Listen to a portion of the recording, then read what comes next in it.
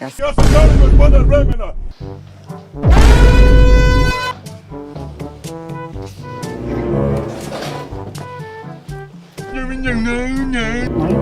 Kurac!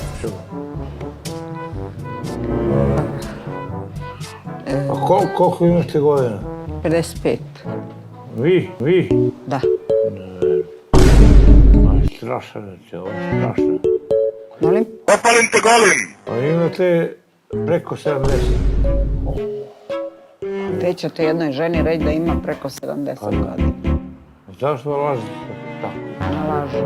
A čekaj, ja sam rekao provozačije. Znači, želim, do 50 te godine neku puniju osobu, a šta se mi dovela? Ovo je strašno. Vi nemate više, nemate 55 godina, imate 70 godina. Ja imam 70.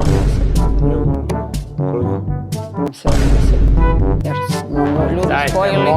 Dajte, molim vas, Happy televiziju i to. Ne šaljite mi neke babe od 65 godina. On ima 55 godina, kao što mi ona. 55?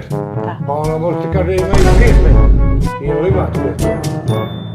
Ja sam rekla 55. I vi mislite sad da će neka, bilo koja koja vas bude gledala ili ona sad... Ne mora niko da gleda, ali ovo je strašno, ovo je strašno što se dešava. Mi plaćamo putarinu, mi smo ovdje došli 3 sata da bismo mi vas ispoštovali i Ti mi dobijemo stana. sa neku ženu od koliko godine? Od 55 Ko je godina. 55? On ima 65 godina. E, vi znate. Pa da. Pa Ste vidim. vi vidoviti. Pa vidim, pa pogledaj. Pogledaj na šta liči. A jel vidite sebe malo u ogledalu? Koliko imate vi godina? Pogledaj na šta liči. Šta očekujete od buduće srodne duše? To je moja stvar.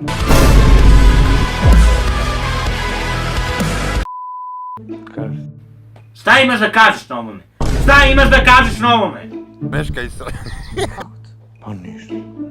To nije osoba po mojoj meri i to. Znači, Ti reče da ti izgledi nije bitan. ma bitno mi je. Nemoj pa ova ima, ona mi kaže 55 godina, ona ima 65 godina, Ali ona ima i 55. suva, meni ne interesuju, suve žene. Dobro, ali nije to baš lijepo tako da je pričaš. Pa nisam na to Rekli ste vi da izgleda kao baba. Pa jeste. Ha, šta da kažem, moja su očekivanja bila malo bolja.